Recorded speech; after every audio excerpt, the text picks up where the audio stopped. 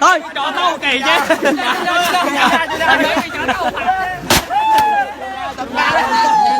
Phải để phòng quanh chủ gia kìa. Phòng quanh chủ gia kìa. Phải để cái phòng quanh. Ê bà. Làm cái nghề truy điều cái mà. Em chạy đó. Alo alo. Tôi là hơi xúc động thôi. Tôi làm cái điều truy điều cho cái tivi cái. Phòng quanh đánh chủ nhá. Phòng quanh đánh. Việt Nam này. Phòng quanh đánh vào cái vùng đấy mà. Anh Việt Nam làm được, chịu được. Tôi là Người Việt Nam người được, đã làm được.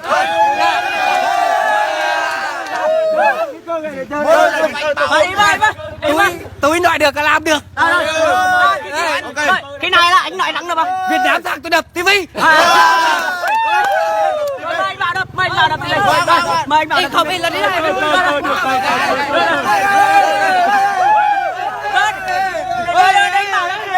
Rồi anh vào đập tivi. Mời anh vào đập tivi. Mời anh vào đập tivi.